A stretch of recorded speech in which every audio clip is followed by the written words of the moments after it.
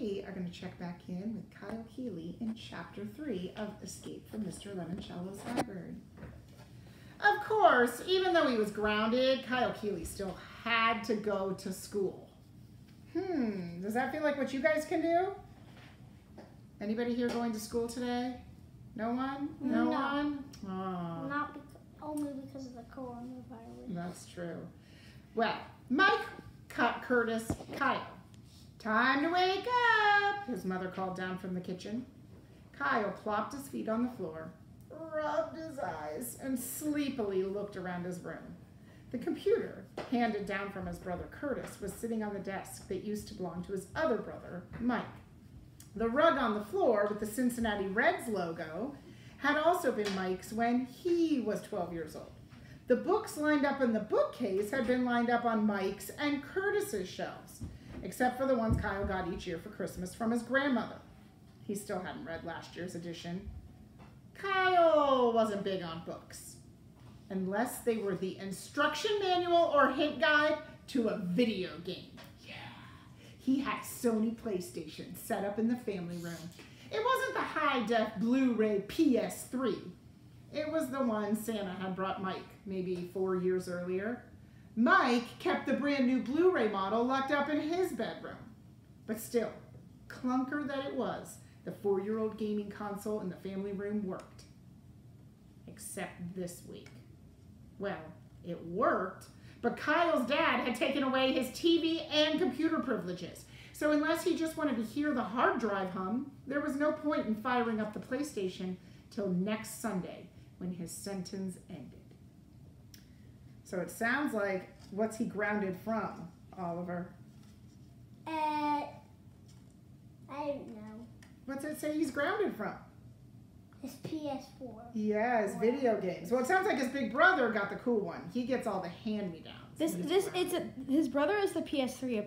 I think this is a little bit farther back in time. Yeah. When was this book published? I don't know. But this book was published in 2013. Yeah. So it's true, video games have changed a lot. Yeah. Since 2013. When you're grounded in this house, his father had said, you're grounded. If Kyle needed a computer for homework during this last week of school, he could use his mom's, the one in the kitchen. His mom had no games on her computer. Okay, she had Diner Dash, but that didn't really count. Being grounded in the Keeley house meant you couldn't do anything, except, as his dad put it, think about what you did that caused you to be grounded. Kyle knew what he'd done. He'd broken a window. But hey, I also beat my big brothers. Good morning, Kyle, his mom said when he hit the kitchen. She was sitting at her computer desk, sipping coffee, tapping keys. Grab a toaster tart for breakfast. Curtis and Mike were already in the kitchen, chowing down on the last of the good toaster tarts, the frosted cupcake swirls. They left Kyle the unfrosted, brown sugar cinnamon, the ones that tasted like the box they came in. Like the box they came in. We call that a simile. Do you want to eat a box for breakfast? No. Do you want to eat a box? No. So which ones sound better? The frosted cupcake swirls or the not frosted brown sugar cinnamon? The cupcake one. Those sound better, don't they? New library opens Friday, just in time for summer vacation, Kyle's mom mumbled, reading her computer. Been 12 years since the town tore down the old one. Listen to this, boys. Dr. Yania Zinchenko, the new public librarian's head librarian, promises that patrons will be surprised by what they find inside. Do you think they'll be surprised what they find inside? Probably like a really awful library. You think? That people might think that's a really bad library to go in. Maybe Really? it's not history. Said Kyle. He always liked a good surprise. I wonder what they'll have in there. Books maybe, said Mike. It's a library, Kyle. Still, said Curtis, I can't wait to get my new library card. 'Cause you're a nerd, said Mike. I prefer the term geek, said Curtis. Well, I gotta go, said Kyle, grabbing his pack back. Don't want to miss the bus. He hurried out the door. What Kyle really didn't want to miss were his friends. See, a lot of them had Sony PSPs and Nintendo 3DSs loaded with lots and lots of games. Kyle fist bumped and knuckle knocked his way up the bus aisle to his usual seat. Almost everybody wanted to say hey to him, except, of course, Sierra Russell. Like always, Sierra, who was also a 7th grader, was sitting in the back of the bus, her nose buried in a book. Probably one of those girls living in tiny homes on a prairie or something. Ever since her parents divorced and her dad moved out of town, Sierra Russell had been incredibly quiet. Sierra Russell spent all of her free time reading. Nice shirt, said Akemi Hughes as Kyle slid into the seat beside her. Thanks. It used to be Mike's. Doesn't matter, it's still cool. Akemi's mother was Asian, her dad was Irish. She had very long, jet black hair, extremely blue eyes, and a ton of freckles.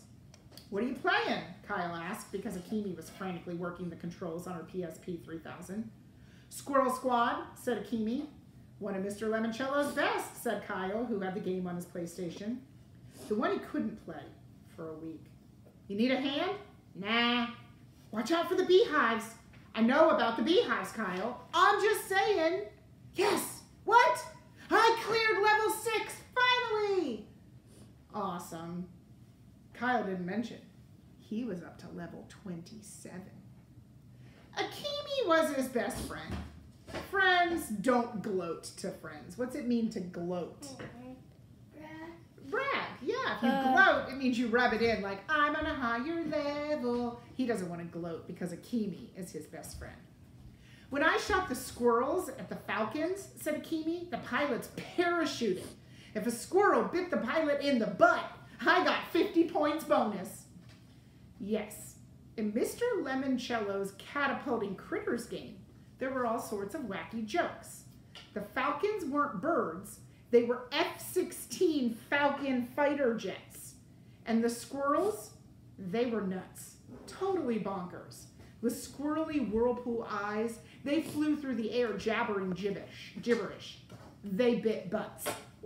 This was one of the main reasons why Kyle thought everything that came out of Mr. Lemoncello's imagination factory, his board games, his puzzles, his video games, everything from Mr. Lemoncello was amazingly awesome.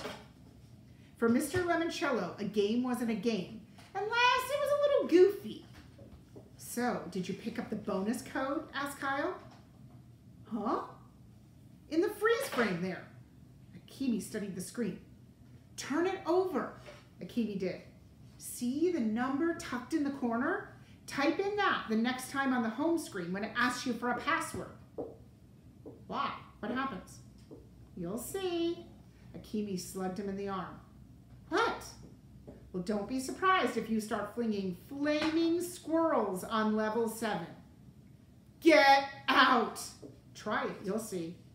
I will, this afternoon. Did you write your extra credit essay? Huh? What essay? Refresh my memory. The one about the new public library? Akemi sighed.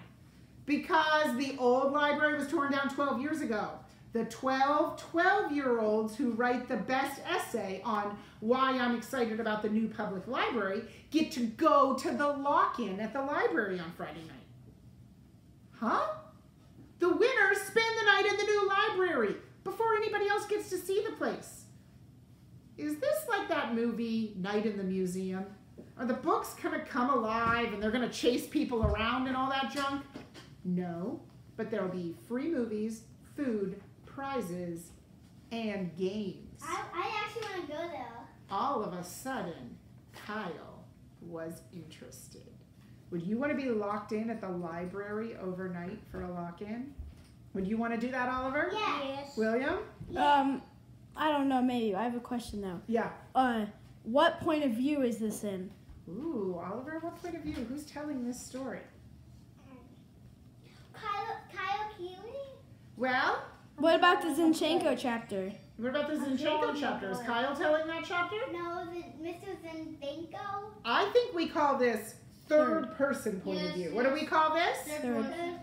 I think the narrator or the author is telling the story about all of the different characters and just changing setting from place to place. Watch this, Carol.